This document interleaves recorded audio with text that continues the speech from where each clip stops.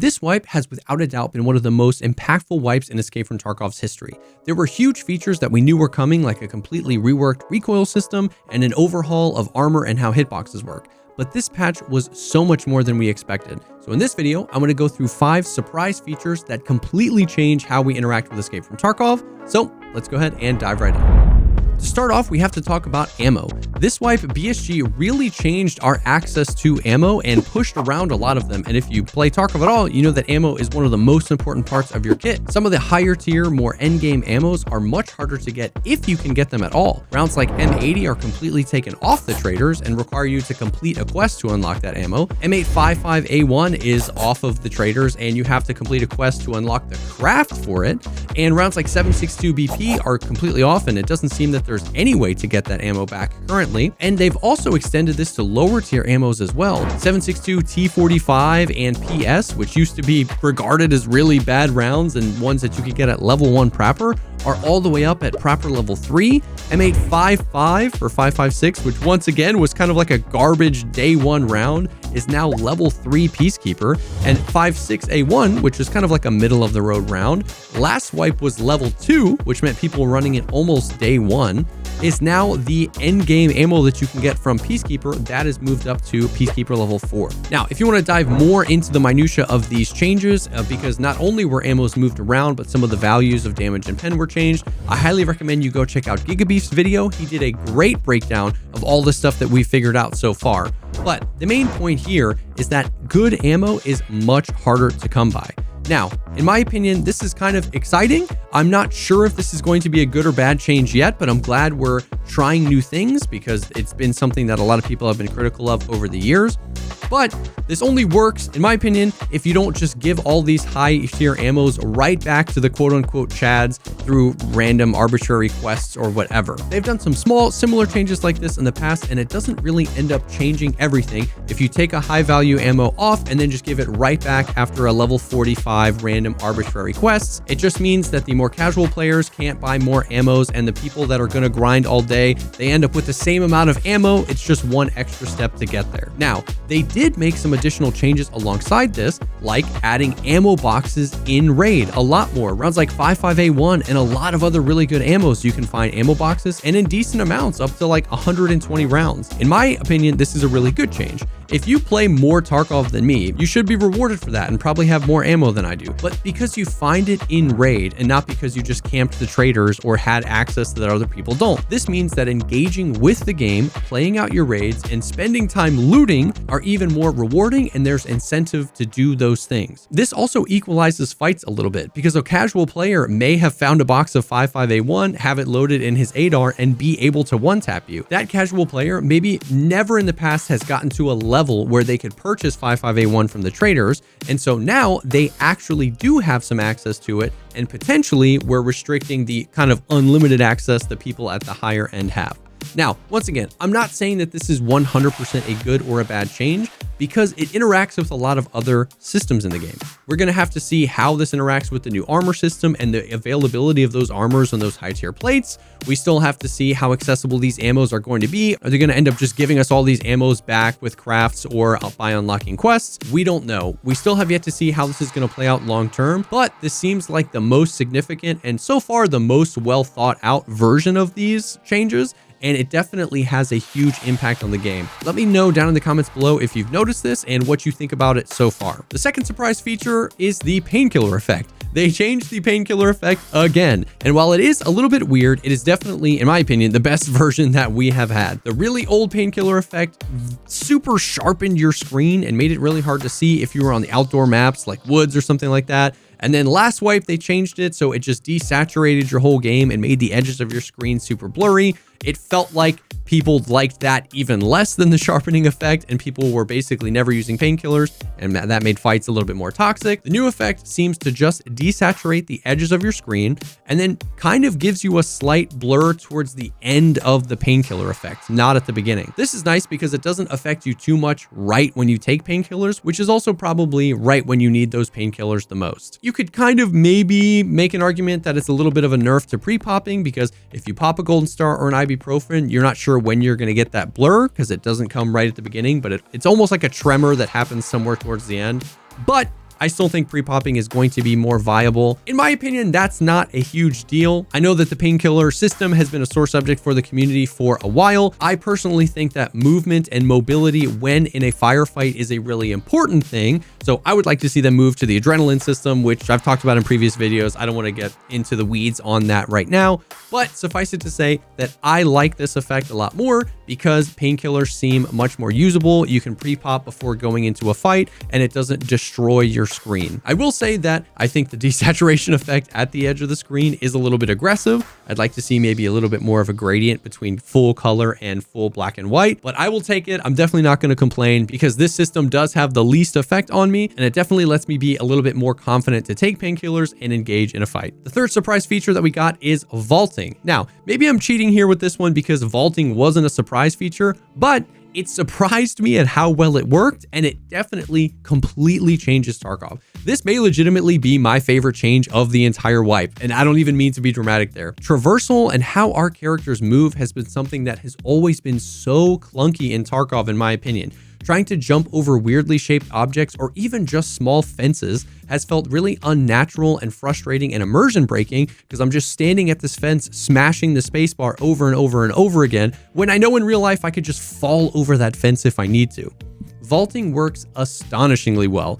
They made a great call separating it into two different motions, climbing and vaulting. Climbing is when you climb up to a surface that you plan on staying on, like a box or a ledge. The animation is a little bit slower, and at first I thought this was kind of clunky and I wasn't sure if I was going to enjoy it. But the more you practice it, you can get it to be really, really smooth. The real tip here is that you have to be out of a sprint to make this happen. Full sprinting into something you want to climb up onto results in this kind of weird dance where you run into it and then you stop running and then you press the button a few more times and then you climb up onto it. But once you get used to sprinting up to something, backing off the sprint right as you're about to reach it, and then press the vault key, you just climb up to it super seamlessly, and it ends up feeling really good. Vaulting, on the other hand, is when you just quickly hop over something and you keep your momentum moving. This motion is literally S tier in my opinion. Being able to be in a full sprint and just vault over a fence or a pole or another small object that you would used to have to jump over, it feels really seamless and it feels really good being able to just continue that sprint and continue that mobility. Now, a quick tip on controls here. You can have the game automatically vault for you by pressing the spacebar and it'll determine whether it should vault, climb, or jump, or you can set it to a hotkey and manually do it. Even when you set it to a hotkey, it puts both actions, jump and vault, on the spacebar. And that means that your jump is on the release of your spacebar, which adds a little bit of an input delay when you're trying to jump. I personally recommend putting it on a hotkey and then moving the vault hotkey to something other than space. That means your jump can be on space and it can be on a press instead of a release, which makes your jump really, really snappy. And it means that you have much more control and intentionality of when you walk up to something, I want to jump over it or I want to attempt to vault this, and you just are in more control of it. Set it on whatever's comfortable and practice with it a little bit. And in my opinion, all three of those motions become much more snappier and responsive when it's set up that way. Ultimately though, vaulting completely changes traversal. They made both movements consume hand stamina instead of leg stamina, which is genius because you end up conserving so much leg stamina over time. In a full sprint, if you have to jump over a few things, those jumps end up consuming about half of your total stamina, which means you can't get very far. Now, being able to be in a full sprint and vault over a few things or climb up to a few things and have those actions consume hand stamina means you can just get so much farther even at lower level strength and endurance. Speaking of the strength skill, this also drastically reduces our reliance on that soft skill. There are tons of things in the game that you either used to need a really high level of strength to jump over,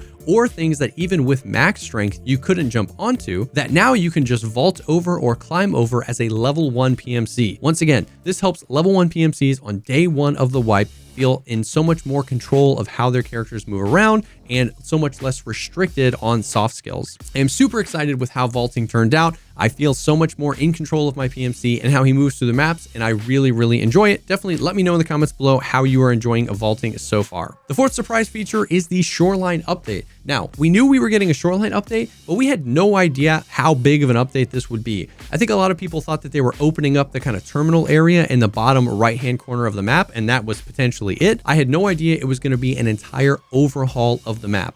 And it really seems like they took into consideration feedback from players and addressed a lot of the concerns or issues that people had with Shoreline. So many places are different or updated now, and there's so much more cover and concealment, which really helps you traverse the map without feeling like you're just going to get sniped. Access to key points of the map have been changed as well for the better. Things like the weather station, where it only felt like there were a few ways up, and if somebody had the high ground or if the goons were up there, it felt really toxic to traverse. Now there are so much more ways up and down, and they're all really smooth. Access to the resort has been changed as well. You can get up to the second floor of the resort with a fire truck outside, which is really cool. A few of the fences have been knocked over, and getting up to the resort feels less like a jumping simulator now and much more like you can just walk up to it, which is a very welcome change. They modernized the resort a little bit. The lighting feels much better inside. And one of my personal favorite things is you can shoot out the construction lights, which is great for night raids when you have NVGs.